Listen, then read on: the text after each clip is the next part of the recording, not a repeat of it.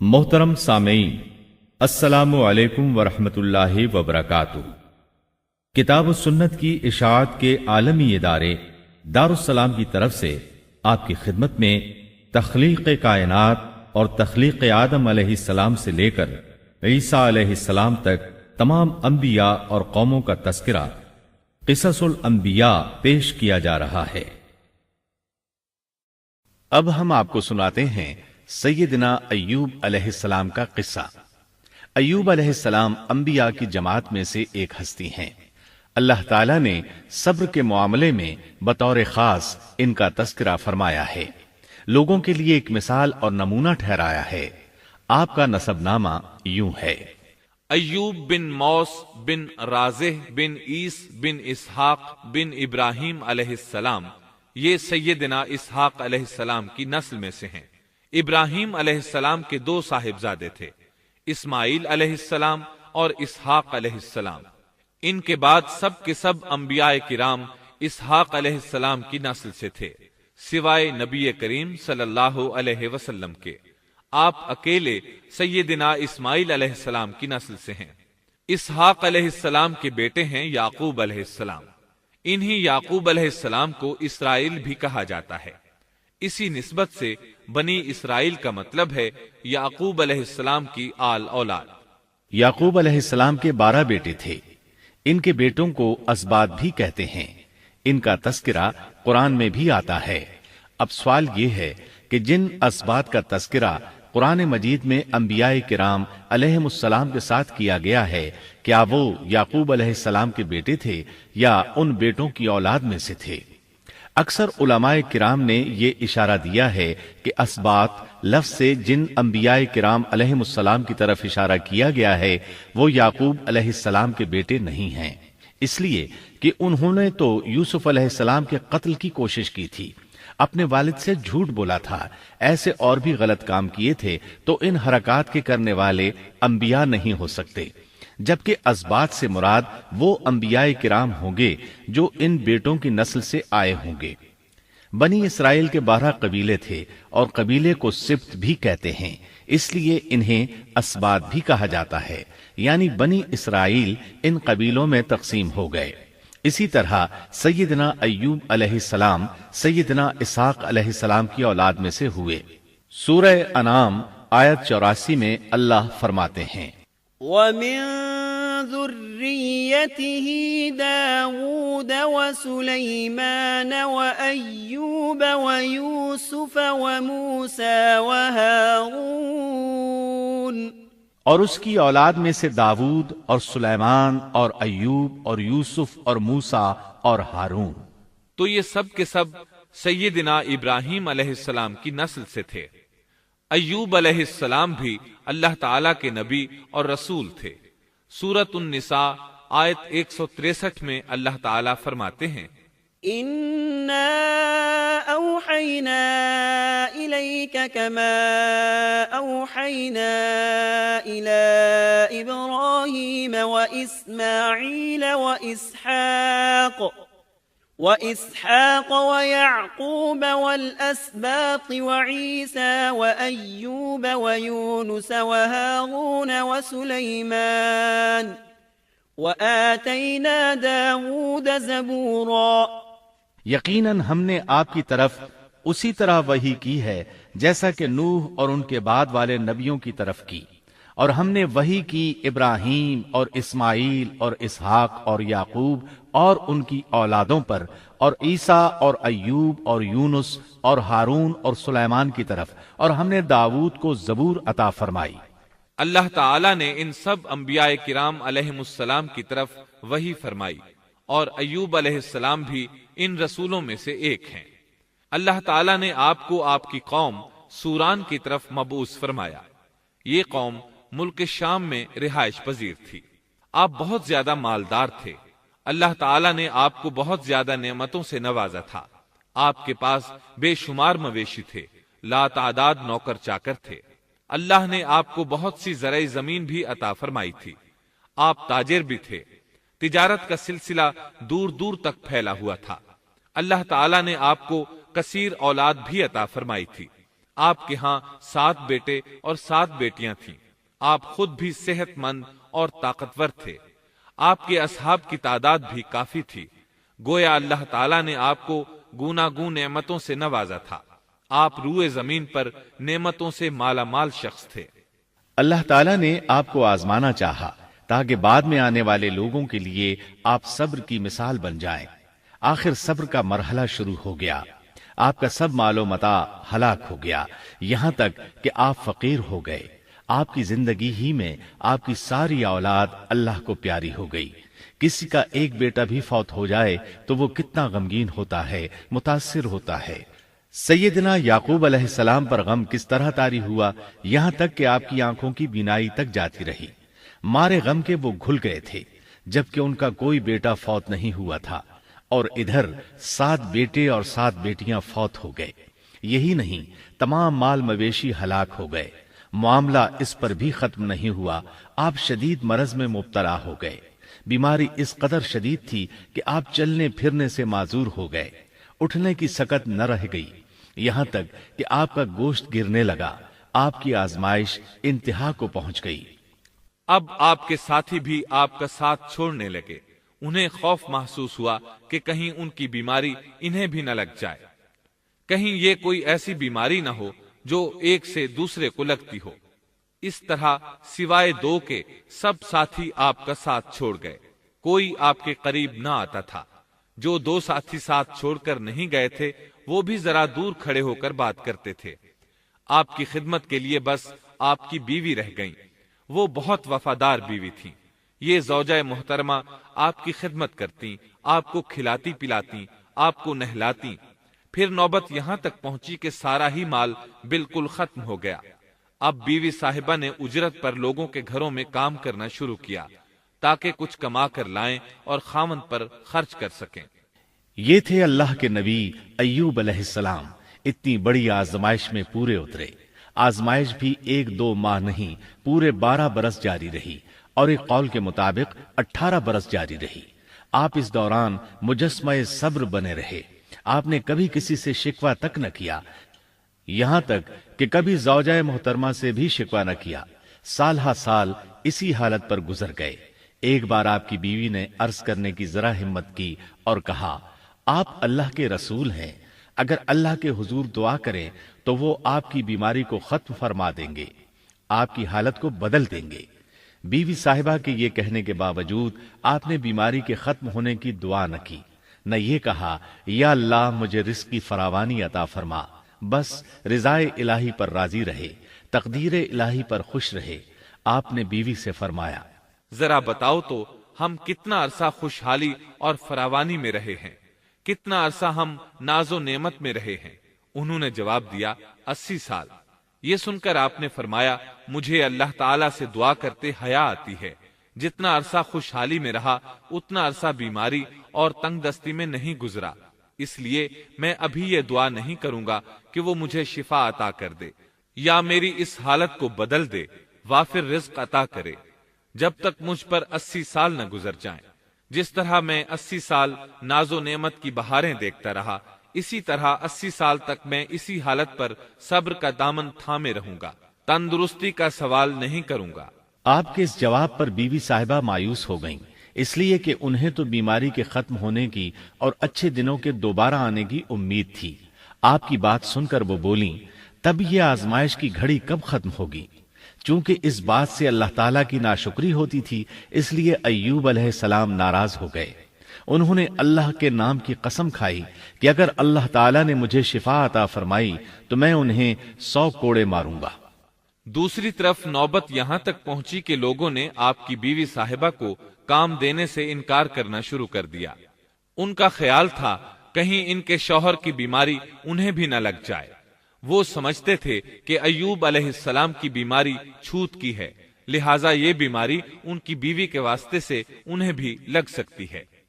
جب معاملہ یہاں تک پہنچ گیا تب آپ نے ایک چھوٹی سی بات کہی، اس میں بھی کوئی واضح دعا نہیں تھی، جبکہ اس وقت سے بڑھ کر دعا کے لیے کون سا وقت ہو سکتا تھا؟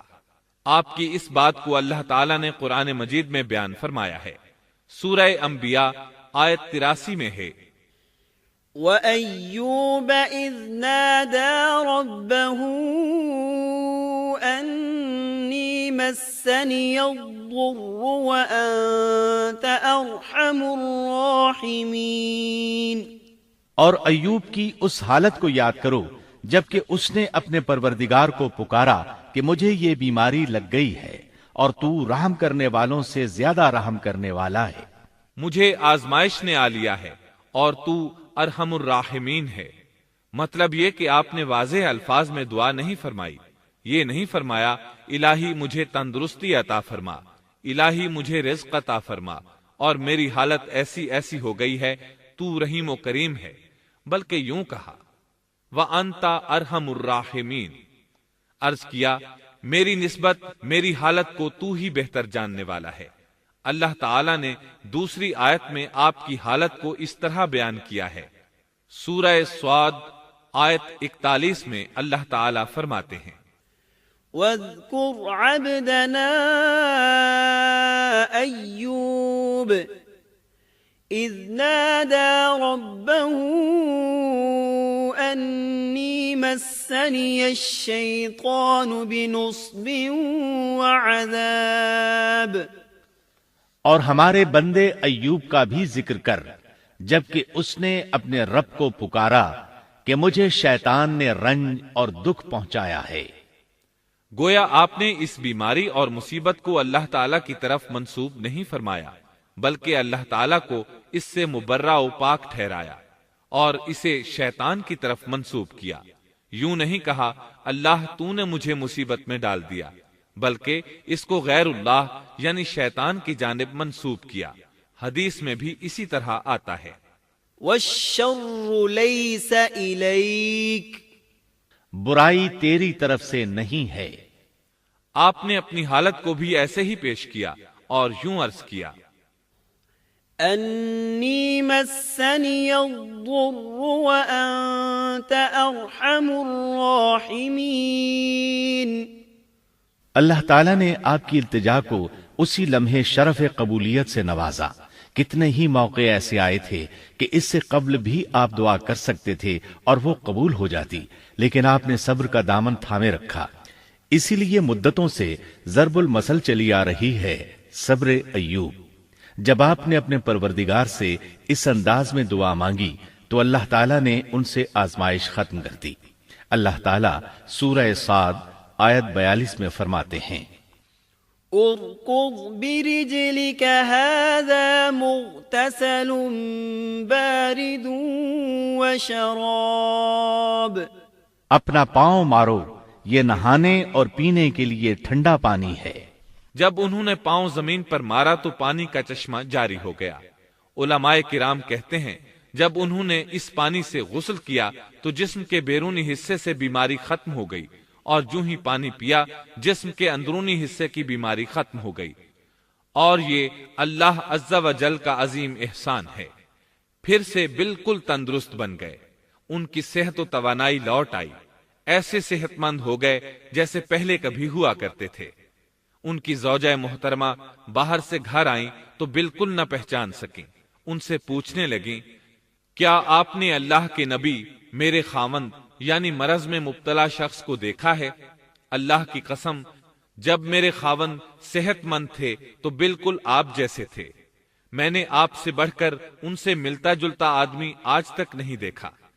اس پر ایوب علیہ السلام بولے کیا تم نے مجھے پہچانا نہیں؟ انہوں نے حیران ہو کر پوچھا آپ کون ہیں؟ تب وہ بولے میں ایوب ہوں۔ وہ بولیں سبحان اللہ، اس کا مطلب ہے بیماری ختم ہو گئی، اللہ تعالیٰ کا احسان ہو گیا۔ اس کے بعد اللہ تعالیٰ نے انہیں اہل و عیال کی نعمتیں بھی لوٹا دیں، ان کے مویشی بھی انہیں واپس مل گئے۔ سیدنا ابن عباس رضی اللہ عنہما فرماتے ہیں اللہ تعالیٰ نے صرف انہیں ہی اپنے فضل و کرم سے نہیں نوازا بلکہ ان کے ساتھ ان کی اہلیہ کو بھی اپنے خاص فضل و کرم سے نوازا، اس لیے کہ انہوں نے بھی اس عظیم آزمائش میں صبر کیا تھا، عظیم صبر کا مظاہرہ کیا تھا۔ اللہ تعالیٰ نے ان کی جوانی کو بھی لوٹا دیا۔ ان سے سیدنا ایوب علیہ السلام کے ہاں 26 بیٹے بیٹیاں پیدا ہوئے۔ یہ روایت بھی ملتی ہے کہ 26 بیٹے ہی بیٹے تھے، بیٹیاں اس کے علاوہ تھیں۔ اللہ تعالیٰ سورہ انبیاء آیت 84 میں فرماتے ہیں وَآتَيْنَاهُ أَهْلَهُ وَمِثْلَهُم مَّعَهُمْ رَحْمَةً مِّنْ عِندِنَا وَذِكْرَىٰ لِلْعَابِدِينَ ہم نے اس کو اہل و عیال عطا فرمائے بلکہ ان کے ساتھ ویسے ہی اور اپنی خاص مہربانی سے تاکہ سچے بندوں کے لیے سبب نصیحت ہو۔ مطلب یہ کہ ان کی جوانی واپس کر دی، مال و دولت لوٹا دیا اور یہ چیزیں انہیں فوراً واپس کر دی تھیں، جسمانی صحت بھی واپس فرمائی اور دنیاوی دولت بھی واپس کر دی۔ امام بخاری، امام احمد اور دیگر محدثین نبی کریم صلی اللہ علیہ وسلم سے روایت بیان کرتے ہیں کہ نبی کریم صلی اللہ علیہ وسلم نے فرمایا، جب سیدنا ایوب علیہ السلام غسل فرما رہے تھے تو ان پر ٹڈیوں کی موسلا دھار بارش ہونے لگی۔ یہ ٹڈیاں کیا تھیں؟ وہ سونے کی ٹڈیاں تھیں۔ اللہ تعالیٰ ان کو غسل کے دوران ہی اتارنے لگے۔ ایوب علیہ السلام نے ان کو کپڑے میں جمع کرنا شروع کیا۔ اس پر اللہ تعالیٰ نے فرمایا، اے ایوب، کیا میں نے تجھے مالدار نہیں بنا دیا؟ اس نئے نازل ہونے والے مال سے بے پرواہ نہیں بنا دیا؟ ایوب علیہ السلام نے عرض کیا، جی ہاں میرے پروردگار، لیکن میں آپ کی رحمت اور برکت سے تو بے پرواہ نہیں ہو سکتا۔ بلا یا رب ولكن لا غنى لي عن برکتک، ہاں اے رب، لیکن میں تیری برکت سے دور کیسے رہ سکتا ہوں؟ ان کا مال و دولت سب واپس مل گیا، اہل و عیال بھی مل گئے، صحت بھی پلٹ آئی۔ یہ سب اللہ کے خاص فضل و کرم سے تھا اور اس عظیم صبر کے صلے میں تھا جو انہوں نے کیا تھا۔ اللہ تعالیٰ نے ان کی اہلیہ محترمہ پر بھی نرمی فرمائی، جیسا کہ سورہ صاد آیت 44 میں فرماتے ہیں، وَخُذْ بِيَدِكَ ضِغْثًا، اور اپنے ہاتھ میں تنکوں کی ایک جھاڑو پکڑو۔ بالکل باریک تنکوں کی ایک جھاڑو لو، اس میں 100 تنکے ہوں، ان کو اکٹھا کر لو۔ اس کے بعد فرمایا، فَاضْرِبْ بِهِ وَلَا تَحْنَثْ، جھاڑو سے اسے مار اور قسم کے خلاف نہ کر۔ مطلب یہ کہ ایوب علیہ السلام نے اپنی بیوی کو 100 کوڑے مارنے کی قسم کھائی تھی۔ اللہ نے یہ تدبیر سمجھائی کہ 100 تنکوں کا جھاڑو لے کر ایک بار انہیں مارو اور قسم پوری کرو، قسم کی خلاف ورزی نہ کرو۔ اس طرح آپ کی قسم بھی پوری ہو جائے گی اور بیوی کو بھی تکلیف نہیں پہنچے گی۔ تو اس طرح اللہ تعالیٰ نے ان کی زوجہ محترمہ پر خاص مہربانی فرمائی۔ اللہ سورہ انبیاء آیت 83 اور 84 میں فرماتے ہیں، وَأَيُّوبَ إِذْ نَادَى رَبَّهُ أَنِّي مَسَّنِيَ الضُّرُّ وَأَنْتَ أَرْحَمُ الرَّاحِمِينَ فَاسْتَجَبْنَا لَهُ فَكَشَفْنَا مَا بِهِ مِنْ ضُرٍّ وَآتَيْنَاهُ أَهْلَهُ وَمِثْلَهُمْ مَعَهُمْ رَحْمَةً مِّنْ عِنْدِنَا وَذِكْرَىٰ لِلْعَابِدِينَ۔ ایوب کی اس حالت کو یاد کرو جبکہ اس نے اپنے پروردگار کو پکارا کہ مجھے یہ بیماری لگ گئی ہے اور تو رحم کرنے والوں سے زیادہ رحم کرنے والا ہے۔ تو ہم نے ان کی سن لی اور جو دکھ انہیں تھا اسے دور کر دیا اور انہیں اہل و عیال عطا کر دیے، بلکہ ان کے ساتھ اپنی مہربانی سے ویسے ہی اور عطا کر دیے تاکہ سچے بندوں کے لیے نصیحت کا سبب ہو۔ اسی طرح اللہ تعالی سورہ صاد آیت 41 تا 44 میں فرماتے ہیں، وَاذْكُرْ عَبْدَنَا أَيُّوبَ إِذْ نَادَى رَبَّهُ أَنِّي مَسَّنِيَ الشَّيْطَانُ بِنُصْبٍ وَعَذَابٍ ارْكُضْ بِرِجْلِكَ هَذَا مُغْتَسَلٌ بَارِدٌ وَشَرَابٌ وَوَهَبْنَا لَهُ أَهْلَهُ وَمِثْلَهُمْ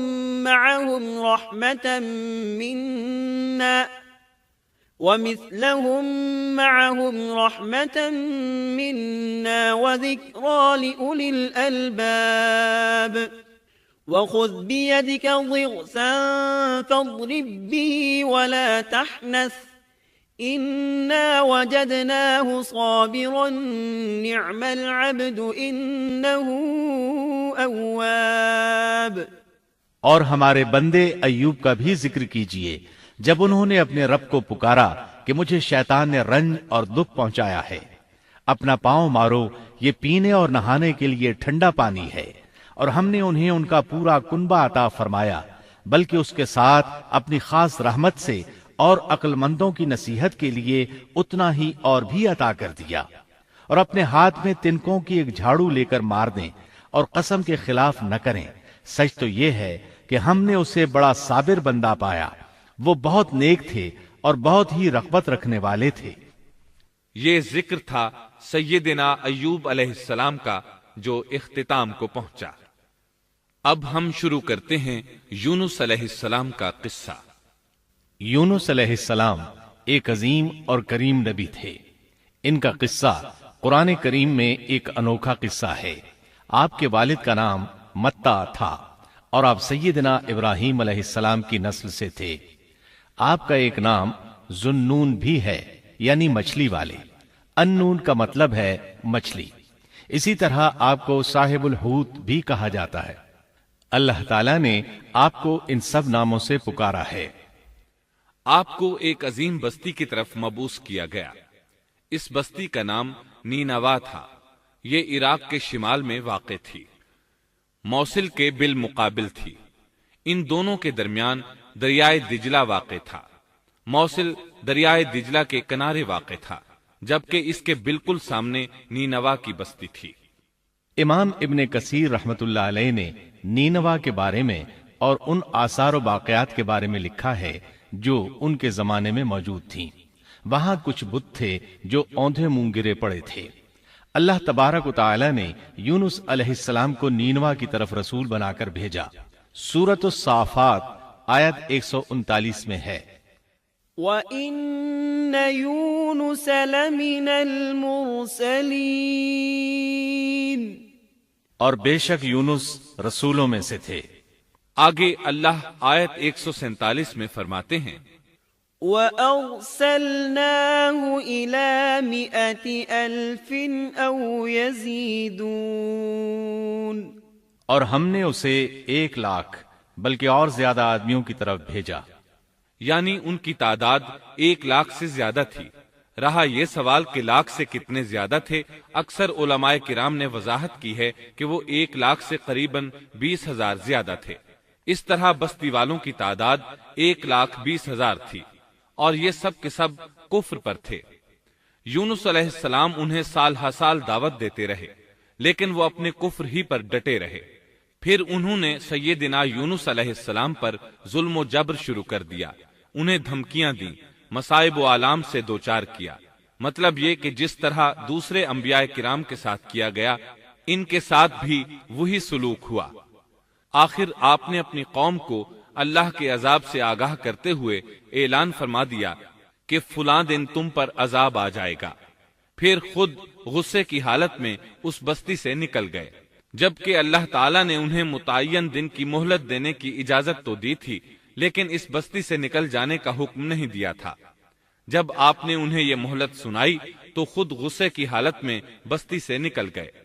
سورہ انبیاء آیت 87 میں اللہ تعالیٰ فرماتے ہیں، وَذَا النُّونِ إِذ ذَّهَبَ مُغَاضِبًا فَظَنَّ أَن لَّن نَّقْدِرَ عَلَيْهِ، مچھلی والے کو یاد کرو جبکہ وہ غصے سے چل دیا اور خیال کیا کہ ہم اسے نہ پکڑ سکیں گے۔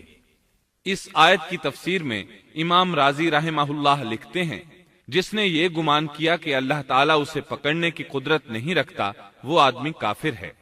سیدنا امیر معاویہ رضی اللہ عنہ سے روایت ہے، انہوں نے سیدنا ابن عباس رضی اللہ عنہما سے کہا، آج رات قرآن کریم کی چند آیات کے معانی میں الجھ کر رہ گیا ہوں، مجھے کوئی راستہ سجھائی نہیں دے رہا کہ اس الجھن سے کس طرح نکلوں۔ مجھے بس آپ ایسے نظر آتے ہیں جو ان آیات کا مطلب بتا سکتے ہیں، کم از کم میں ان آیات کی تفسیر اور تعبیر نہیں سمجھ سکا۔ ابن عباس رضی اللہ عنہما نے پوچھا، وہ کون سی آیات ہیں؟ سیدنا امیر معاویہ رضی اللہ عنہ کہنے لگے، یونس علیہ السلام کا یہ خیال کرنا کہ اللہ تعالیٰ ان پر قدرت نہیں رکھتے، یہ سن کر سیدنا ابن عباس رضی اللہ عنہما نے فرمایا، اس سے مراد یہ نہیں، یہ لفظ قدر یہاں تنگی کے معنی میں آیا ہے، قدرت اور طاقت رکھنے کے معنی میں نہیں۔ اللہ تعالیٰ نے قدر بمعنی تنگی اور قدر بمعنی قدرت دونوں کا استعمال کیا ہے۔ تنگی کے معنی کی مثال سورۃ الطلاق آیت نمبر 7 میں ہے۔ وَمَن قُدِرَ عَلَيْهِ رِزْقُهُ فَلْيُنْفِقْ مِمَّا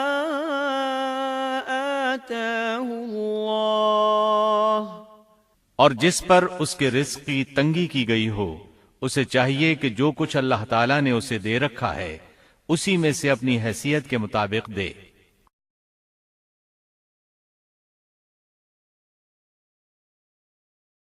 تو اس آیت میں بھی یہی معنی مراد ہے کہ انہوں نے گمان کر لیا ہم ان پر تنگی نہیں کریں گے، یعنی ان کا خیال یہ تھا کہ اگرچہ وہ اللہ تعالیٰ کی اجازت کے بغیر نکل کھڑے ہوئے ہیں پھر بھی اللہ ان پر تنگی نہیں کریں گے، کیونکہ وہ اللہ کے ایک معزز نبی اور رسول ہیں، اور ان کی قوم کے لوگ اللہ کی گرفت اور اس کے عذاب کے مستحق ہیں، انہی پر اللہ کا عذاب نازل ہونے والا ہے۔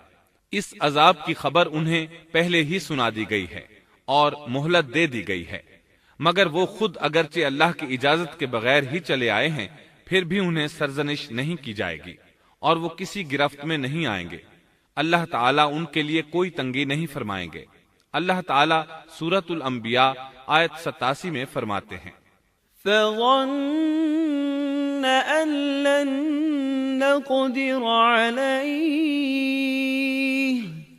اس نے خیال کیا کہ ہم اسے پکڑ نہیں سکیں گے۔ مطلب یہ کہ ہم انہیں کوئی سزا نہیں کریں گے اور ان پر کسی طرح کی تنگی نہیں کریں گے، اور وہ سمندر کی طرف چل دیے۔ انہی دنوں میں عذاب الہی کی کچھ علامات نینوا بستی پر ظاہر ہونا شروع ہو گئیں۔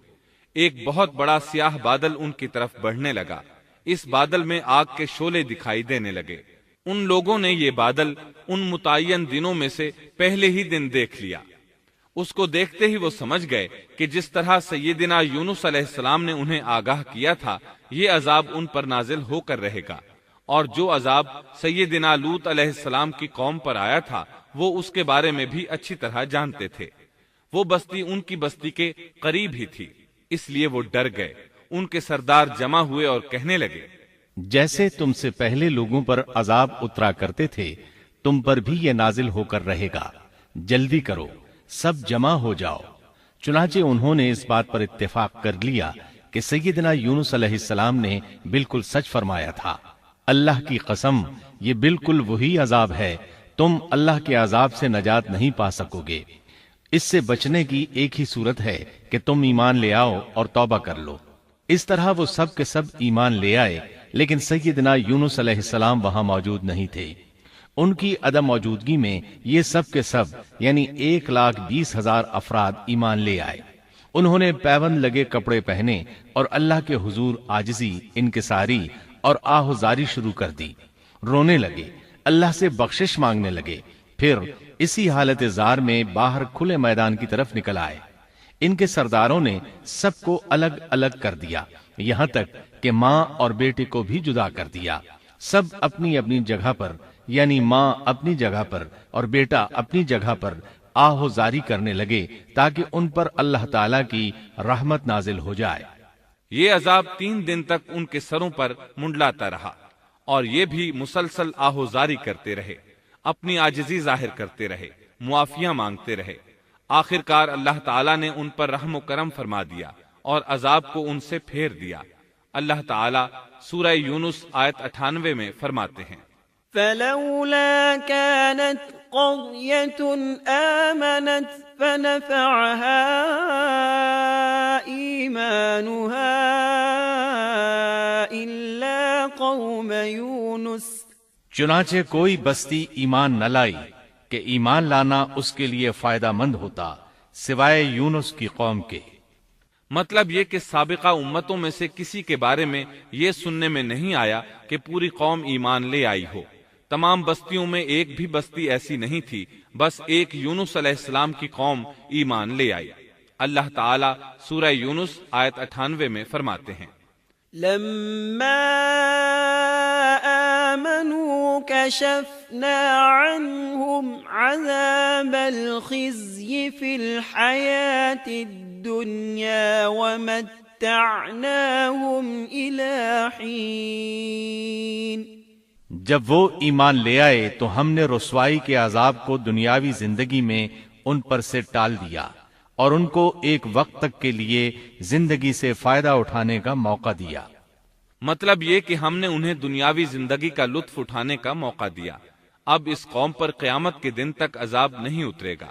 علامہ ابن کثیر رحمت اللہ علیہ فرماتے ہیں، اس آیت کریمہ کا مفہوم یہ ہے کہ کسی بستی کے تمام باشندے کسی نبی پر کبھی ایمان نہیں لائے، یا تو سب نے کفر کیا یا پھر اکثر نے کفر کیا، لیکن یونس علیہ السلام کی قوم واحد ایسی قوم ہے جو تمام کی تمام عذاب الہی کے آثار دیکھ کر ایمان لے آئی۔ سابقہ ادوار میں جتنی بھی بستیاں گزریں ان میں اہل ایمان کے ساتھ یا تو کفار رہے ہیں یا ان میں منافقین بھی رہے ہیں، سوائے یونس علیہ السلام کی قوم کے وہ سب کے سب کافر تھے، پھر سب کے سب ایمان لے آئے۔ یہ اللہ تعالیٰ کے عجائبات میں سے ہے اور اس کی قدرت اور رحمت کی نشانیوں میں سے ہے۔ اب دوسری طرف کی سنیے، یونس علیہ السلام کو کچھ معلوم نہیں تھا کہ ان کی قوم کے ساتھ کیا ہوا۔ آپ تو غصے کی حالت میں بستی سے نکل کر سمندر کی طرف چلے آئے تھے۔ آپ ایک کشتی کی طرف آئے، اس میں سواریاں اور ساز و سامان لدا ہوا تھا۔ اللہ تعالیٰ سورۃ الصافات آیت 140 میں فرماتے ہیں، اذ ابق الى الفلك المشحون، جب وہ بھاگ کر بھری کشتی پر پہنچے۔ کشتی روانہ ہوئی، موجیں اٹھیں، سمندر میں طغیانی آئی، یوں لگتا تھا کہ بس ابھی غرق ہوئے۔ کہنے لگے بوجھ ہلکا کرو، اپنا ساز و سامان سمندر میں پھینک دو۔ چنانچہ انہوں نے اپنا اپنا ساز و سامان سمندر میں پھینک دیا۔ اس طرح کشتی کچھ ہلکی ہو گئی، لیکن ضرورت کے مطابق ہلکی نہ ہو سکی۔ اب وہ کہنے لگے کسی کو سمندر میں گرانا ضروری ہے تاکہ کشتی مزید ہلکی ہو جائے، ورنہ یہ ڈوب جائے گی۔ جلدی کرو، قرع ڈالو۔ جس کے نام کا قرع نکلتا جائے اسے سمندر میں گراتے جاؤ اور بار بار یہ عمل دہراتے جاؤ یہاں تک کہ کشتی ہلکی ہو جائے۔ چنانچہ قرع ڈالا گیا۔ سب سے پہلے یونس علیہ السلام کا نام نکلا۔ سب کہنے لگے نہیں، یہ تو ایسے نہیں ہیں، ان کے چہرے پر تو سجدوں کے نشانات ہیں، انہیں رہنے دو، پھر قرع ڈالو۔ چنانچہ پھر قرع ڈالا گیا، پھر انہی کا نام نکلا۔ سب نے تعجب کیا۔ تیسری مرتبہ پھر قرع ڈالا گیا، اس بار پھر یونس علیہ السلام ہی کا نام نکلا۔ اللہ تعالیٰ سورۃ الصافات آیت 141 میں فرماتے ہیں، فساهم فكان من المدحضين، پھر قرآن اندازی ہوئی تو یہ مغلوب ہو گئے۔ ہر بار انہی کا نام نکلا۔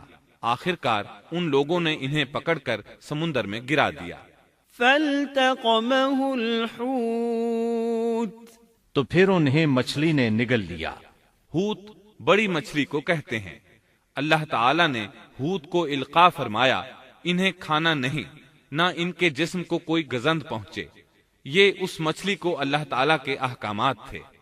اللہ تعالیٰ سورۃ الصافات آیت 142 میں فرماتے ہیں، فالتقمه الحوت وهو مليم، تو پھر انہیں مچھلی نے نگل لیا اور وہ خود اپنے آپ کو ملامت کرنے لگے۔ یعنی وہ سمجھ گئے کہ بار بار جو ان کا نام قرآن اندازی میں نکلتا رہا ہے تو وہی مقصود ہیں، چنانچہ خود کو ملامت کرنے لگے، اور یہ ملامت توبہ کی ابتدا ہے کہ انسان خود کو ملامت کرتا ہے۔ اب یونس علیہ السلام مچھلی کے پیٹ میں تھے۔ اللہ کی قدرت، آپ مچھلی کے پیٹ میں 3 دن تک رہے، بعض روایات میں 7 دن اور زیادہ سے زیادہ مدت 40 روز آئی ہے۔ آپ نے مچھلی کے پیٹ میں اللہ تعالیٰ کو پکارا۔ اللہ سورۃ الانبیاء آیت 87 میں فرماتے ہیں، فنادى في الظلمات، آخر کار وہ اندھیروں کے اندر سے پکار اٹھے۔ علماء نے یہاں 3 اندھیروں کا ذکر کیا ہے، مچھلی کے پیٹ کا اندھیرا، سمندر کا اندھیرا اور رات کا اندھیرا۔ گویا ان پر یہ سارے اندھیرے اکٹھے ہو گئے تھے۔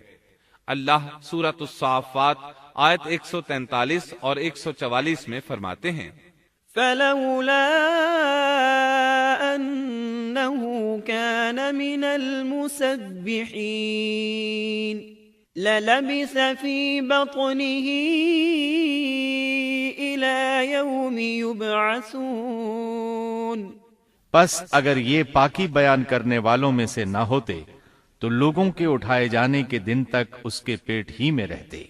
مطلب یہ کہ اگر آپ اللہ تبارک و تعالی کی تسبیح نہ بیان کرتے تو مچھلی کے پیٹ ہی میں رہتے۔ آپ نے دعا نہیں مانگی بلکہ اللہ عز و جل کی تسبیح بیان کی۔ روایات میں یوں بھی آتا ہے کہ جب مچھلی آپ کو سمندر کی اتھاہ گہرائی میں لے گئی تو آپ وہاں آبی مخلوقات کی تسبیحات کی آوازیں سننے لگے، گویا اللہ تعالی نے انہیں القاء فرمایا کہ آپ بھی تسبیح کریں۔ اللہ سورۃ الانبیاء آیت 87 میں فرماتے ہیں فنادى في الظلمات أن لا إله إلا أنت سبحانك إني كنت من الظالمين۔ بالآخر وہ اندھیروں کے اندر سے پکار اٹھا کہ الہی تیرے سوا کوئی معبود نہیں، تو پاک ہے، بے شک میں ظالموں میں ہو گیا۔ چنانچہ یونس علیہ السلام نے اس تسبیح کے الفاظ کو یوں ادا فرمایا لا إله إلا أنت سبحانك إني كنت من الظالمين۔ امام احمد، امام ترمذی، امام نسائی اور دیگر ائمہ رحمہم اللہ نے یہ حدیث نقل کی ہے کہ یونس علیہ السلام کی وہ دعا جو انہوں نے مچھلی کے پیٹ میں مانگی تھی وہ یہی ہے لا إله إلا أنت سبحانك إني كنت من الظالمين۔ جو بھی مسلمان یہ دعا اپنی کسی حاجت میں مانگے گا اللہ تعالیٰ اس کی دعا ضرور قبول فرمائے گا۔ یہ دعائے مستجاب ہے، مقبول دعاؤں میں سے ہے۔ اسی دعا کے بعد اللہ تعالیٰ نے یونس علیہ السلام کو اس پریشانی سے نجات عطا فرمائی۔ اللہ سورۃ الانبیاء آیت 88 میں فرماتے ہیں فاستجبنا له ونجيناه من الغم وكذلك ننجي المؤمنين۔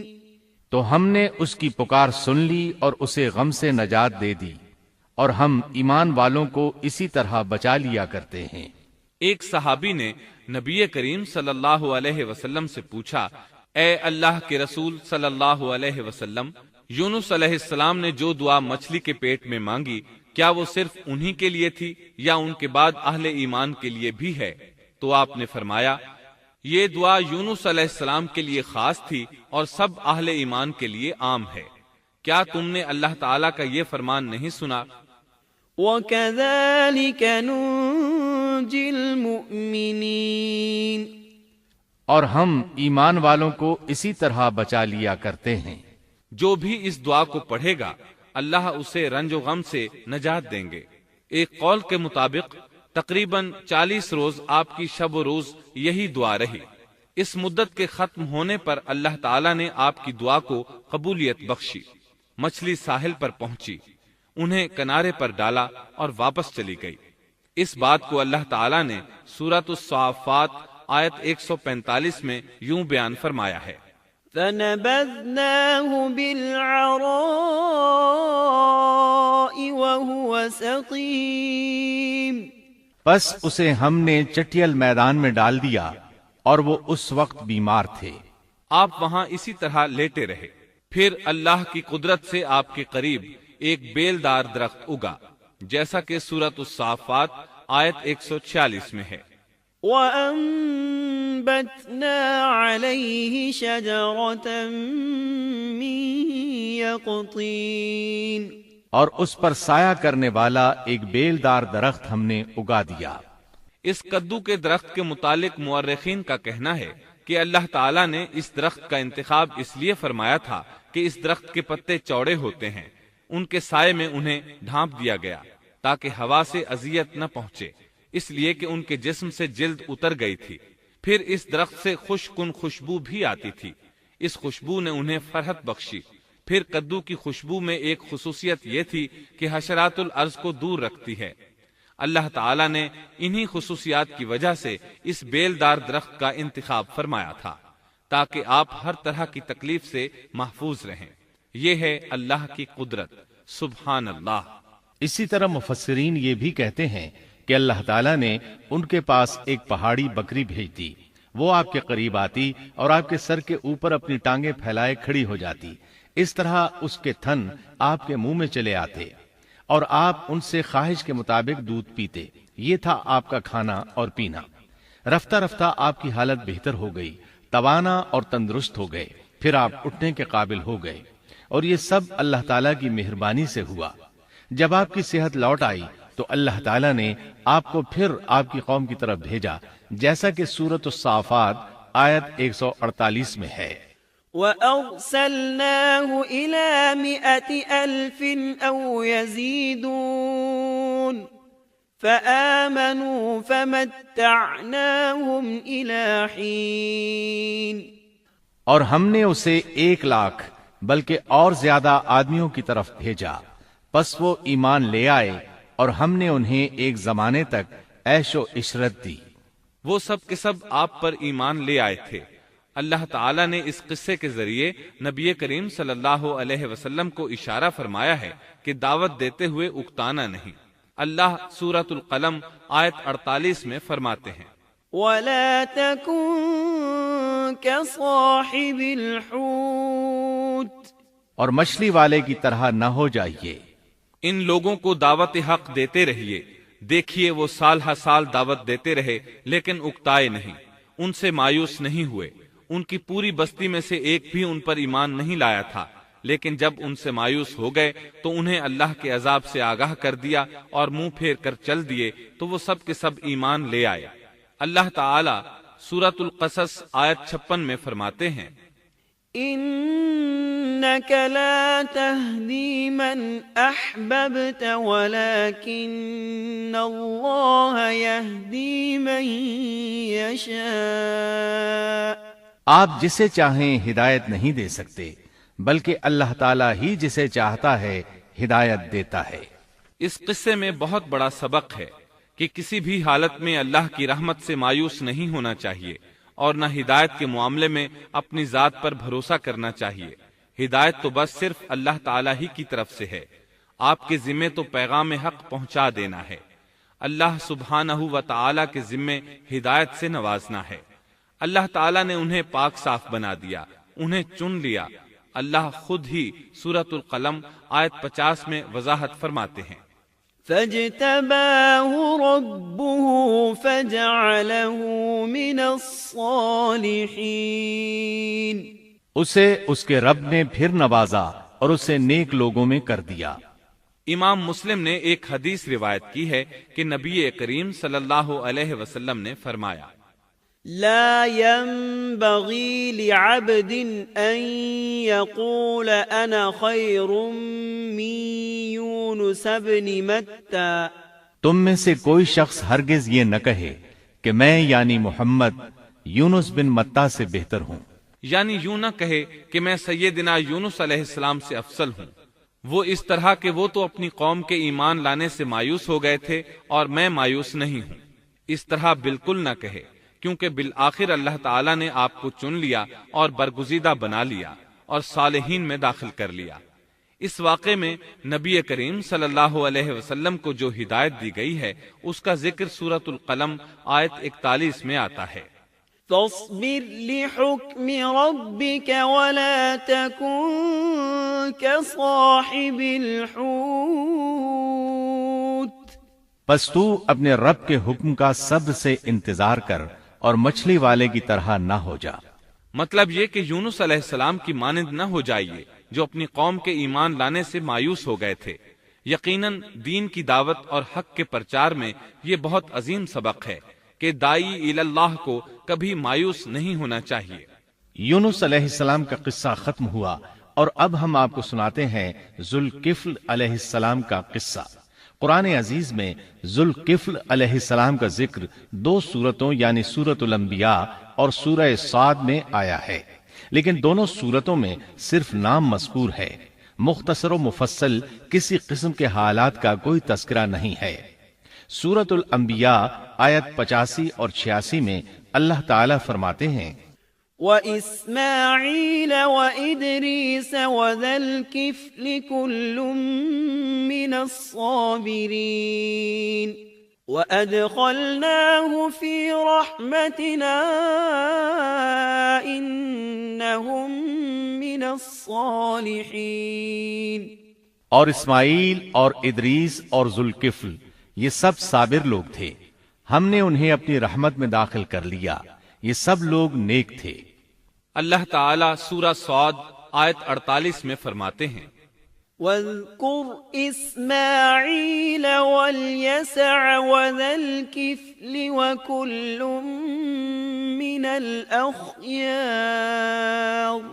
اسماعیل، یسع اور ذوالکفل کا بھی ذکر کر دیجئے، یہ سب بہترین لوگ تھے۔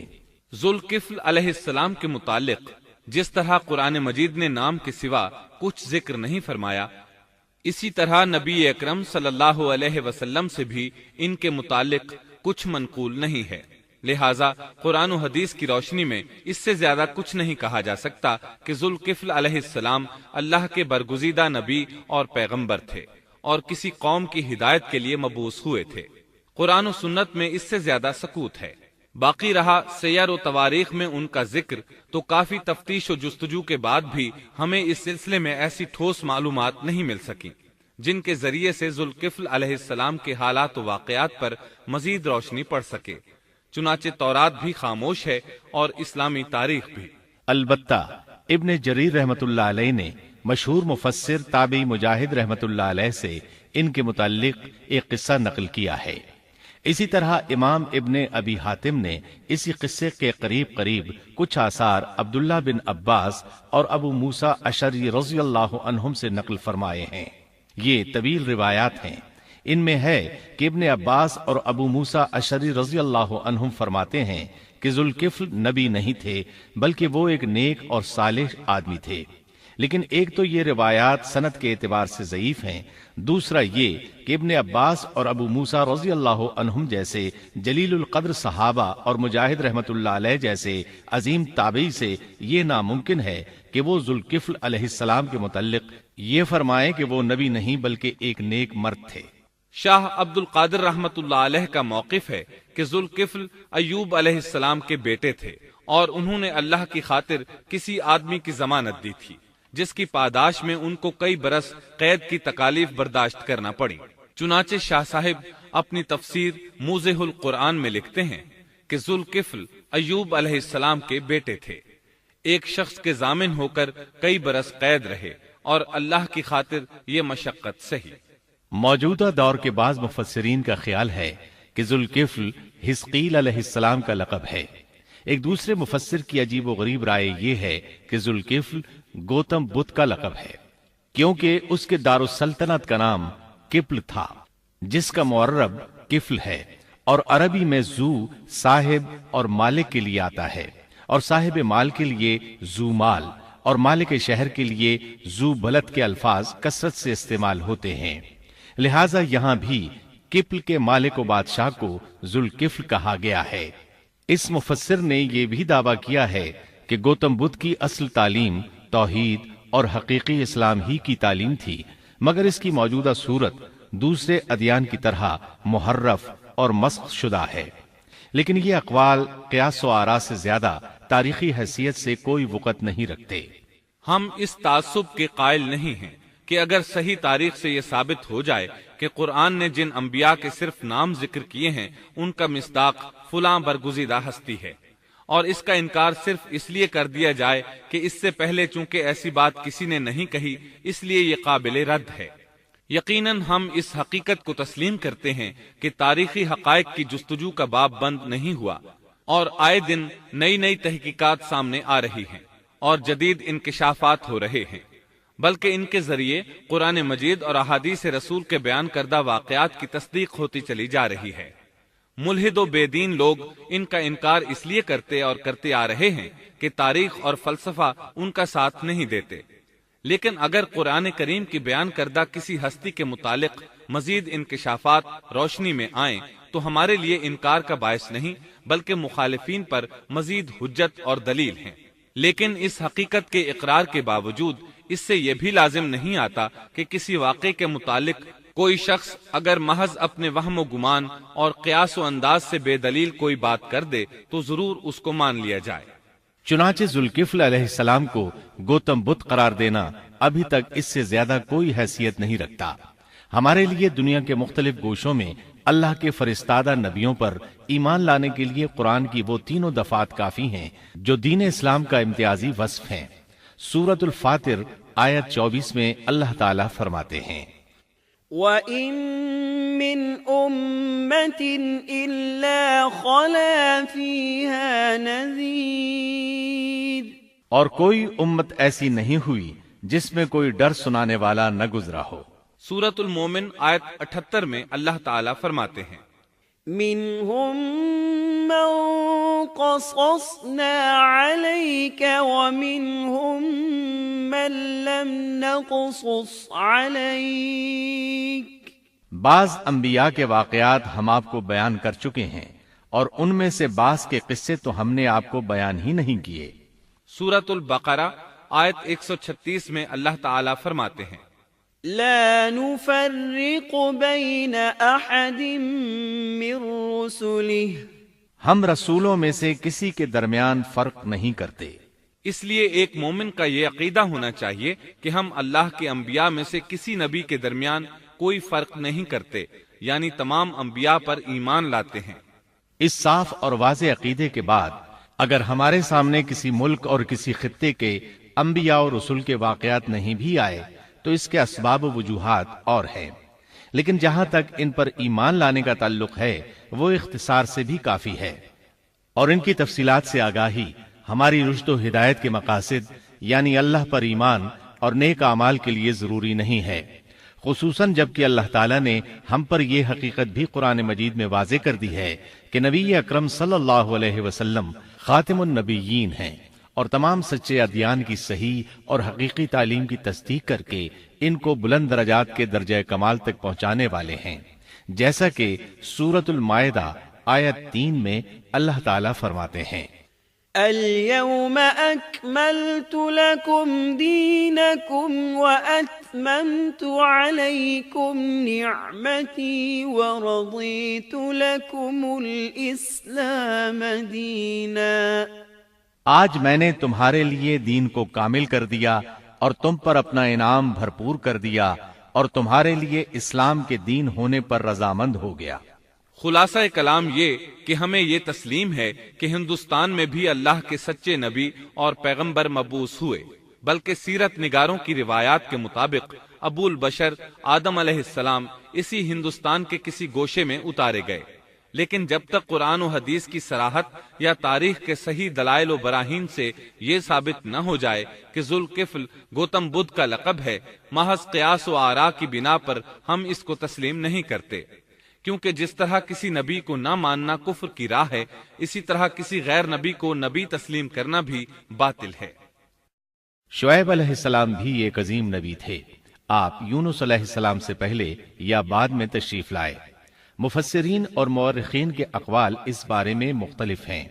آپ عربی النسل ہیں اور مدین بن مدیان بن ابراہیم علیہ السلام کی طرف منسوب ہیں۔ آپ جس شہر میں مبعوث ہوئے اس کا نام مدین تھا، یا پھر یہ اس قبیلے کا نام تھا جو اس بستی میں آباد تھا۔ مدین کا یہ شہر مشہور شہر معان کے قریب ہی تھا، آج کل یہ اردن میں ہے۔ معان قوم لوط کے بحیرہ کے قریب تھا۔ بحیرہ کی حقیقت یہ ہے کہ جب اللہ تعالیٰ نے جبریل علیہ السلام کو حکم دیا کہ لوط علیہ السلام کی قوم پر تباہی نازل کریں، اس بستی کو اوپر اٹھا کر اوندھا گرا دیں، انہوں نے اس بستی کو تہوبالا کر دیا، تہس نہس کر دیا، تو اس بستی کو بحیرہ کہا جانے لگا، یعنی لوط علیہ السلام کی بستی کے کھنڈرات۔ یہ بحیرہ بحر مردار کے قریب ہی واقع ہے۔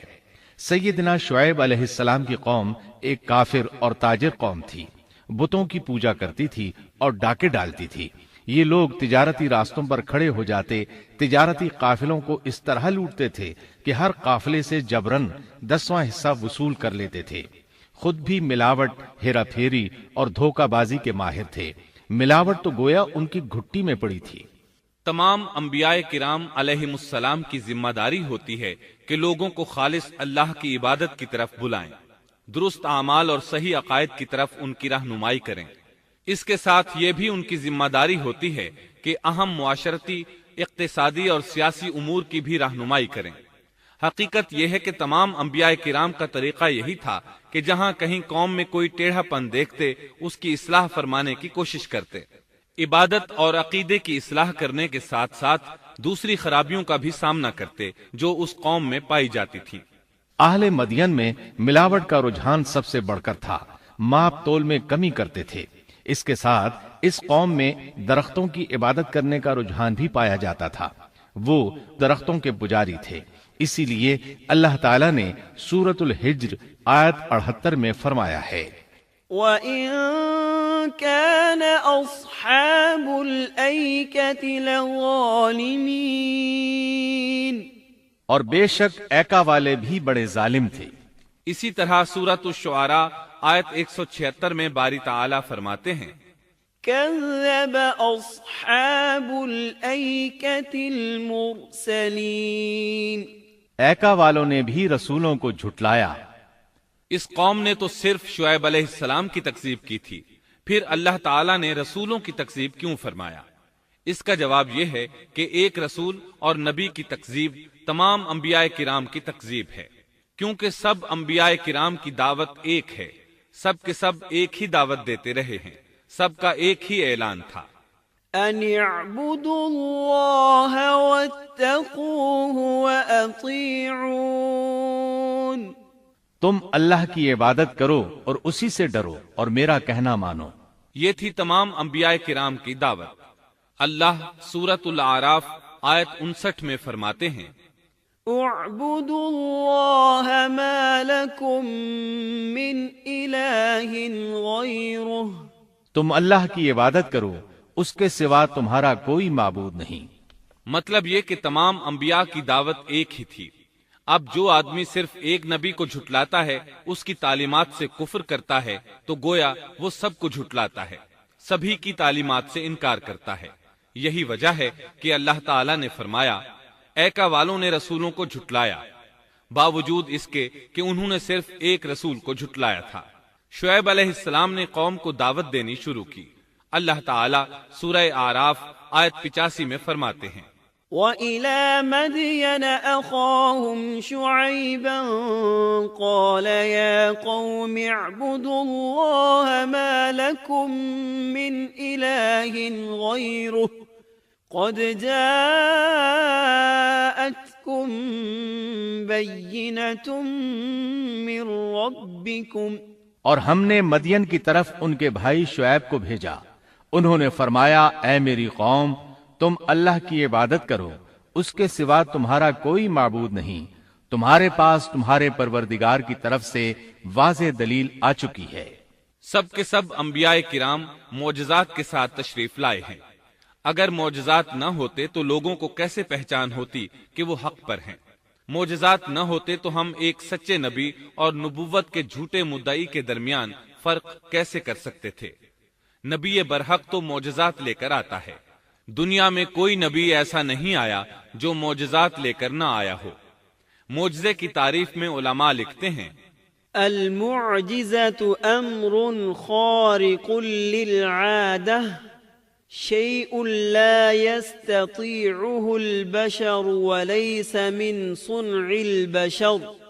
معجزہ اس خلاف عادت امر کو کہتے ہیں جو انسانوں کی طاقت سے بالا ہو اور اس میں کسی آدمی کا عمل دخل نہ ہو، یعنی جس کو پیش کرنے سے انسان عاجز ہوں۔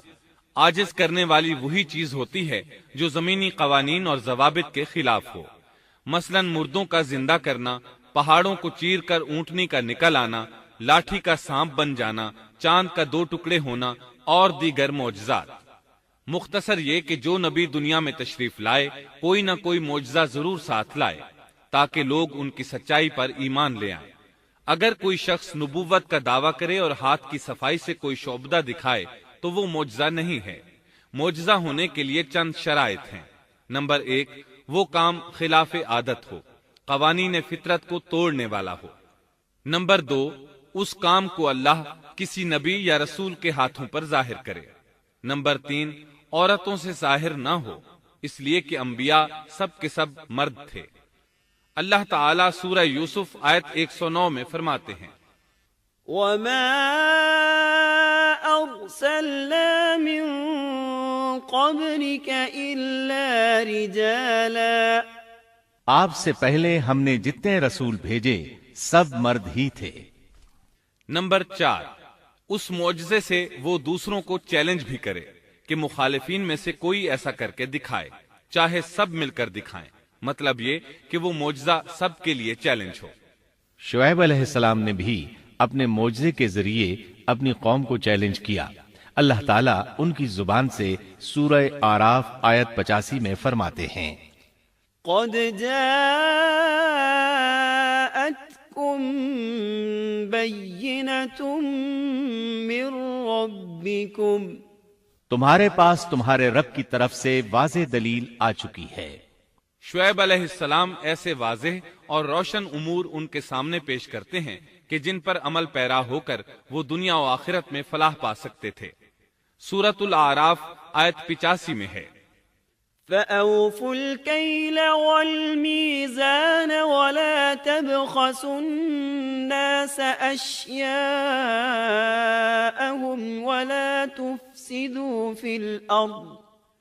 ولا تفسدوا في الأرض بعد إصلاحها ذلكم خير لكم إن كنتم مؤمنين۔ بس تم ناپ تول پورا کیا کرو اور لوگوں کو ان کی چیزیں کم کر کے مت دو، اور روئے زمین میں اس کے بعد کہ اس کی درستی کر دی گئی فساد مت پھیلاؤ، یہ تمہارے لیے فائدہ مند ہے اگر تم تصدیق کرو۔ اللہ تعالیٰ سورۃ الاعراف آیت 86 میں فرماتے ہیں، وَلَا تَقْعُدُوا بِكُلِّ صِرَاطٍ تُوعِدُونَ، اور تم سڑکوں پر اس غرض سے مت بیٹھا کرو کہ اللہ پر ایمان لانے والوں کو دھمکیاں دو۔ مطلب یہ کہ تمام تجارتی راستوں میں کٹوتیاں کرنے کے لیے نہ بیٹھا کرو، اگر وہ تمہیں رقوم ادا نہیں کرتے تو تم انہیں دھمکیاں دیتے ہو، جیسا کہ سورۃ الاعراف آیت 86 میں ہے، وَلَا تَقْعُدُوا بِكُلِّ صِرَاطٍ تُوعِدُونَ وَتَصُدُّونَ عَن سَبِيلِ اللَّهِ مَنْ آمَنَ بِهِ وَتَبْغُونَهَا عِوَجًا، اور تم سڑکوں پر اس غرض سے نہ بیٹھو کہ اللہ پر ایمان لانے والوں کو دھمکیاں دو اور اللہ کی راہ سے روکو اور اس میں کجی تلاش کرنے میں لگے رہو۔ اللہ تعالیٰ سورۃ الاعراف آیت 86 میں فرماتے ہیں، وَاذْكُرُوا إِذْ كُنتُمْ قَلِيلًا فَكَثَّرَكُمْ، اور اس حالت کو یاد کرو جبکہ تم کم تھے پھر اللہ نے تمہیں زیادہ کر دیا۔ ان کی تعداد بالکل تھوڑی سی تھی، اللہ نے بڑی تیزی سے ان کی تعداد میں اضافہ کر دیا، لیکن جب انہوں نے شعیب علیہ السلام کی بات کو نہ مانا تو ان کا انجام کیا ہوا؟ اللہ تعالیٰ سورۃ الاعراف آیت 86 میں فرماتے ہیں، وَانظُرُوا كَيْفَ كَانَ عَاقِبَةُ الْمُفْسِدِينَ، اور دیکھو کیسا انجام ہوا فساد کرنے والوں کا۔ لوط علیہ السلام کی قوم چونکہ ان کے قریب ہی تھی، اس لیے ان کے انجام سے ڈرایا جا رہا ہے۔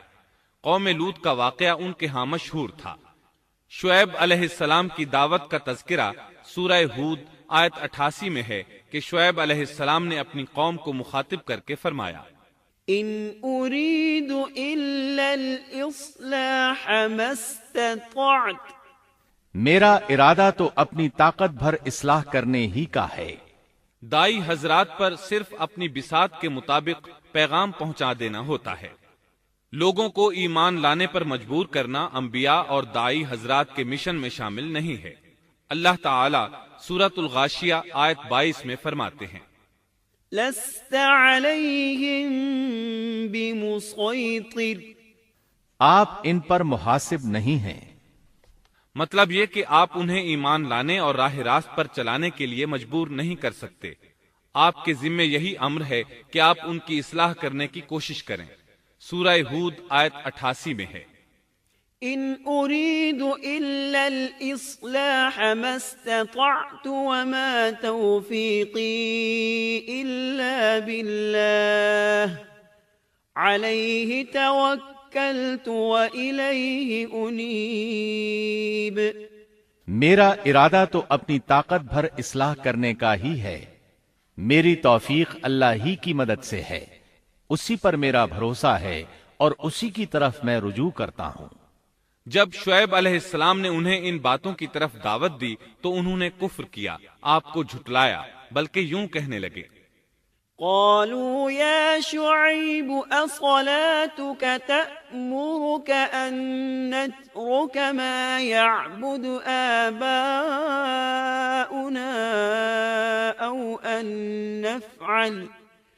أو أن نفعل في أموالنا ما نشاء۔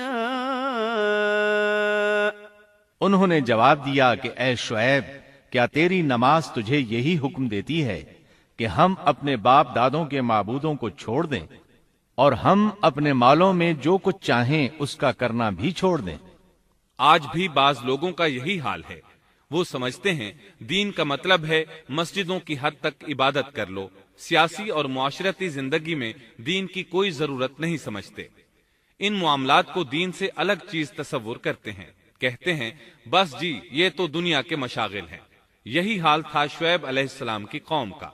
سورہ ہود آیت 87 کے آخر میں ہے، انک لانت الحلیم الرشید، تو تو بڑا ہی باوقار اور نیک چلن آدمی ہے۔ مطلب یہ کہ انہوں نے مذاق کے انداز میں ان سے کہا، تو تو بڑا عقل مند ہے، کیوں ناراض ہوتا ہے؟ سیدنا ابن عباس رضی اللہ عنہما سے روایت ہے کہ وہ یہ بات ان سے مذاق کے انداز میں کہتے تھے، ان کی تعریف نہیں کرتے تھے۔ پھر شعیب علیہ السلام نے ان الفاظ میں سمجھایا، وَيَا قَوْمِ لَا يَجْرِمَنَّكُمْ شِقَاقِي أَن يُصِيبَكُم مِّثْلُ مَا أَصَابَ قَوْمَ نُوحٍ أَوْ قَوْمَ هُودٍ أَوْ قَوْمَ صَالِحٍ وَمَا قَوْمُ لُوطٍ مِّنكُم بِبَعِيدٍ۔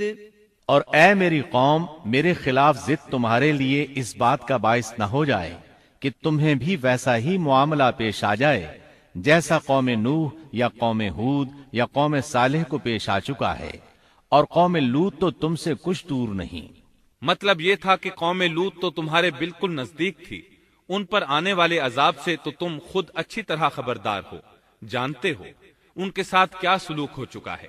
پھر آپ نے فرمایا، وَاسْتَغْفِرُوا رَبَّكُمْ ثُمَّ تُوبُوا إِلَيْهِ إِنَّ رَبِّي رَحِيمٌ وَدُودٌ۔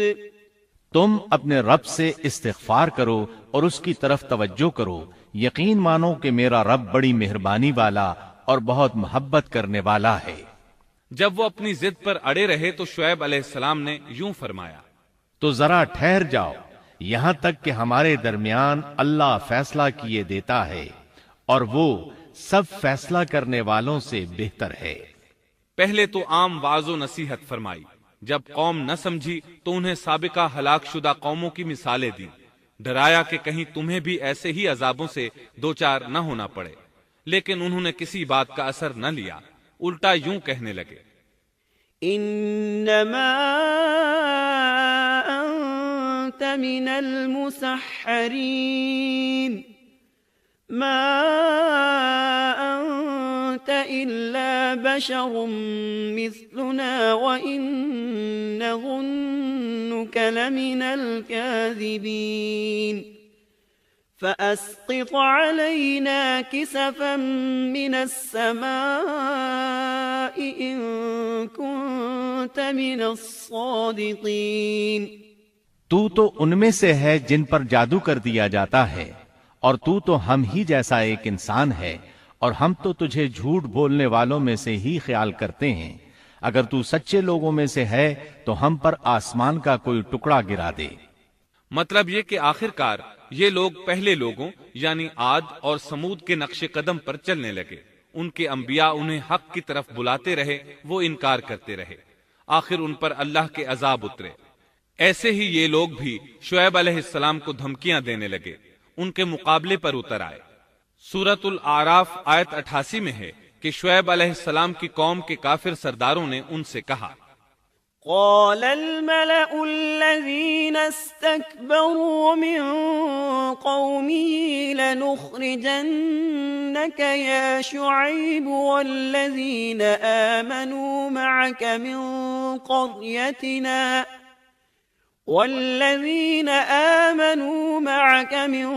قريتنا أو لتعودن في ملتنا قال أولو كنا كارهين۔ ان کی قوم کے متکبر سرداروں نے کہا، اے شعیب، ہم آپ کو اور جو آپ کے ہمراہ ایمان والے ہیں انہیں اپنی بستی سے نکال دیں گے، یا یہ کہ تم ہمارے مذہب میں پھر آ جاؤ۔ شعیب نے جواب دیا، کیا ہم تمہارے مذہب میں آ جائیں؟ گو ہم اس کو مکروہ ہی سمجھتے ہوں۔ قوم کے سردار تکبر کرتے ہوئے مزید کہنے لگے کہ اگر تو اپنی دعوت پر اڑا رہا تو ہم تجھے مدین سے نکال دیں گے۔ جواب میں شعیب علیہ السلام نے کہا، اگر عذاب سے بچنا ہے تو میری بات مان لو۔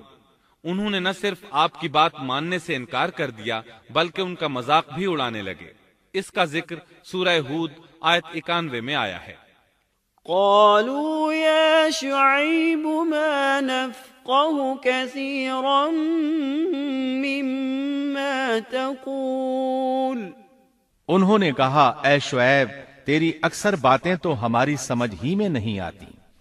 شعیب علیہ السلام نے انہیں پھر سمجھایا تو وہ بولے، قالوا يا شعيب ما نفقه كثيرا مما تقول وإنا لنراك فينا ضعيفا ولولا رهطك لرجمناك وما أنت علينا بعزيز۔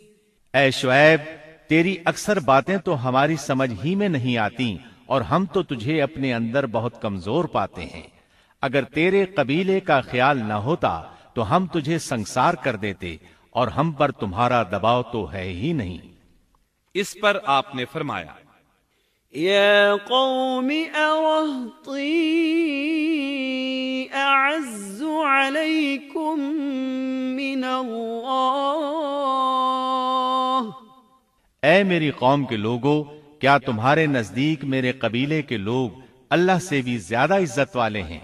مطلب یہ کہ تم میری قوم قبیلے سے تو ڈرتے ہو لیکن اللہ تعالیٰ کا تمہیں کچھ بھی ڈر نہیں۔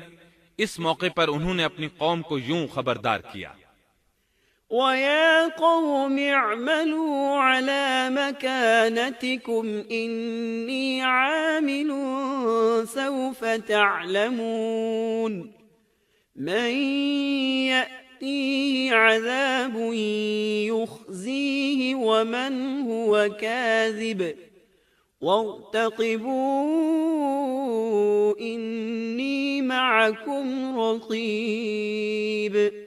اے میری قوم، اب تم اپنی جگہ عمل کیے جاؤ، میں بھی عمل کر رہا ہوں۔ بہت جلد تمہیں معلوم ہو جائے گا کہ کس کے پاس وہ عذاب آتا ہے جو اسے رسوا کر دے اور کون ہے جو جھوٹا ہے۔ تم بھی انتظار کرو، میں بھی تمہارے ساتھ انتظار کرتا ہوں۔ پھر آپ نے دعا فرمائی، اے اللہ، میرے اور میری قوم کے درمیان فیصلہ کر دے۔ ادھر قوم کے لوگ انہیں بستی سے نکالنے اور سنسار کرنے کی دھمکیاں دینے لگے۔ آپ کی دعا کے الفاظ سورہ اعراف آیت 99 میں آئے ہیں۔ ربنا افتح بيننا وبين قومنا بالحق وأنت خير الفاتحين۔ اے ہمارے پروردگار، ہمارے اور ہماری قوم کے درمیان حق کے موافق فیصلہ کر دے، اور تو سب سے اچھا فیصلہ کرنے والا ہے۔ آخر کار فیصلے کی گھڑی آ پہنچی۔ اللہ تعالیٰ نے سیدنا شعیب علیہ السلام اور ان پر ایمان لانے والوں کو نجات عطا فرمائی، اور ان کی قوم پر عجیب و غریب عذاب نازل ہونا شروع ہوا، اور عذاب صرف ایک ہی قسم کا نہیں تھا، کئی نوعیتوں اور شکلوں میں آیا۔ اللہ سبحانہ و تعالی ہمیں اپنی قدرت کی نشانیاں دکھاتے ہیں کہ قوم عاد کس طرح تند و تیز ہواؤں سے تباہ کی گئی، جبکہ شعیب علیہ السلام کی قوم کو اس کے بالکل برعکس عذاب دیا گیا۔ اللہ تعالیٰ نے ہوا کو روک لیا، حالت ایسی ہو گئی کہ ہوا بالکل نہ چلی، گرمی اور حرارت تیز ہو گئی۔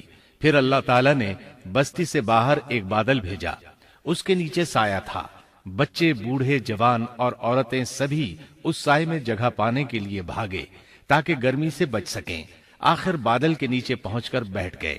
جو ہی سب وہاں پہنچ کر بیٹھے، ان کے نیچے کی زمین ہلنے لگی، ہچکولے کھانے لگی، یہاں تک کہ زلزلہ شروع ہو گیا، سب گھٹنوں کے بل گرتے چلے گئے۔ اسی وقت جبریل علیہ السلام تشریف لائے اور ایسی زوردار چیخ ماری کہ اس چیخ کی شدت کی تاب نہ لاتے ہوئے سب کے سب وہیں ڈھیر ہو گئے۔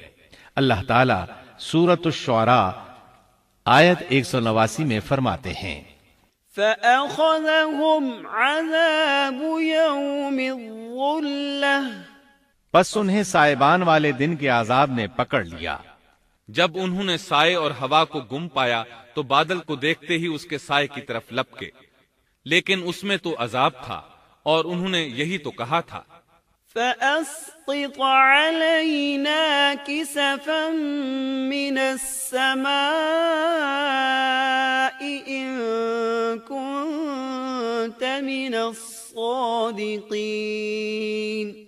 اگر تم سچے لوگوں میں سے ہو تو ہم پر آسمان کا کوئی ٹکڑا گرا دو۔ بس اللہ تعالیٰ نے آسمان سے ایسا ہی عذاب بھیج دیا۔ اللہ سورہ آراف آیت 91 میں فرماتے ہیں، فَأَخَذَتْهُمُ الرَّجْفَةُ فَأَصْبَحُوا فِي دَارِهِمْ جَاثِمِينَ۔ پس انہیں زلزلے نے آ پکڑا، سو وہ اوندھے کے اوندھے پڑے رہ گئے۔ اللہ تعالیٰ مزید فرماتے ہیں، سورہ ہود آیت 94 تا 95 میں ہے، وَلَمَّا جَاءَ أَمْرُنَا نَجَّيْنَا شُعَيْبًا وَالَّذِينَ آمَنُوا مَعَهُ بِرَحْمَةٍ مِّنَّا وَأَخَذَتِ الَّذِينَ ظَلَمُوا الصَّيْحَةُ فَأَصْبَحُوا فِي دِيَارِهِمْ جَاثِمِينَ كَأَن لَّمْ يَغْنَوْا فِيهَا أَلَا بُعْدًا لِّمَدْيَنَ كَمَا بَعِدَتْ ثَمُودُ۔ جب ہمارا عذاب آ پہنچا، ہم نے شعیب کو اور ان کے ساتھ تمام مسلمانوں کو اپنی خاص رحمت سے نجات بخشی، اور ظالموں کو سخت چنگھاڑ نے آ پکڑا جس سے وہ اپنے گھروں میں اوندھے پڑے رہ گئے، گویا کہ وہ ان گھروں میں کبھی بسے ہی نہ تھے۔ آگاہ رہو، مدین والوں کے لیے بھی ویسی ہی پھٹکار ہے جیسی پھٹکار سمود پر پڑی۔ شعیب علیہ السلام اور ان پر ایمان لانے والے ان لوگوں سے دور کھڑے تھے، وہ ان کی طرف حسرت بھری نگاہوں سے دیکھ رہے تھے۔ سورہ آراف آیت 93 میں ارشاد ربانی ہے، فَتَوَلَّى عَنْهُمْ وَقَالَ يَا قَوْمِ لَقَدْ أَبْلَغْتُكُمْ رِسَالَاتِ رَبِّي وَنَصَحْتُ لَكُمْ فَكَيْفَ آسَى عَلَى قَوْمٍ كَافِرِينَ۔ اس وقت شعیب ان سے منہ موڑ کر چلے اور فرمانے لگے، اے میری قوم، میں نے تمہیں اپنے پروردگار کے احکام پہنچا دیے اور میں نے تمہاری خیر خواہی کی، پھر میں ان کافر لوگوں پر کیوں رنج کروں؟ اس کے بعد وہ دوبارہ مدین کی طرف لوٹ آئے، کیونکہ مدین شہر تو باقی رہ گیا تھا، صرف اہل مدین ہی تباہ ہوئے تھے۔ بعد میں لوگ آہستہ آہستہ مدین میں آ کر آباد ہونے لگے۔ مدین شہر پھر سے آباد ہو گیا، اس کی رونقیں لوٹ آئیں۔ اب مدین کے اکثر باشندے مسلمان تھے، وہ مسلمان جو شعیب علیہ السلام کے ساتھ تھے۔ وہ اور دوسرے علاقوں سے آنے والے کفار اب اس شہر کے باشندے تھے، اور یہی وہ مدین شہر تھا جس میں سیدنا موسیٰ علیہ السلام تشریف لائے تھے۔ شعیب علیہ السلام کا قصہ اپنے اختتام کو پہنچا۔ اب ہم آپ کو اصحاب القریہ کا قصہ سنائیں گے۔ اصحاب القریہ کا قصہ اللہ تعالیٰ نے سورہ یاسین میں بیان فرمایا ہے۔ اللہ تعالیٰ اس سورہ کی آیت 13 میں فرماتے ہیں، واضرب لهم مثلا أصحاب القرية إذ جاءها المرسلون۔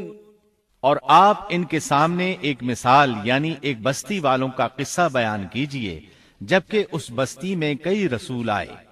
اکثر مفسرین کے قول کے مطابق یہ بستی انطاکیہ ہے۔ یہ ملک شام کے شمال میں ترکی کے قریب واقع ہے۔ اس بستی میں اللہ تعالیٰ کے رسول تشریف لائے، جیسا کہ سورہ یاسین آیت 14 میں ہے۔ اذ ارسلنا الیہم اثنین، جب ہم نے ان کے پاس 2 رسولوں کو بھیجا۔ ایک ہی وقت میں 2 نبی دونوں دعوت پیش کرتے ہیں، لیکن ہوا کیا؟ اللہ فرماتے ہیں، فَكَذَّبُوهُمَا فَعَزَّزْنَا بِثَالِثٍ فَقَالُوا إِنَّا إِلَيْكُمْ مُرْسَلُونَ۔ سو ان لوگوں نے اول دونوں کو جھٹلایا، پھر ہم نے تیسرے سے تائید کی، سو ان تینوں نے کہا کہ ہم تمہارے پاس بھیجے گئے ہیں۔ مطلب یہ کہ 3 نبی بیک وقت انہیں اللہ کا پیغام سناتے رہے۔ ایک قول کے مطابق ان تینوں کے نام صادق، صدوق اور شلوم تھے، واللہ عالم۔ انہوں نے اپنی قوم کو توحید کی دعوت دینی شروع کی، انہیں ڈرانا شروع کیا اور یہ اعلان بھی کیا، وَمَا عَلَيْنَا إِلَّا الْبَلَاغُ الْمُبِينُ۔ ہمارے ذمے تو صرف واضح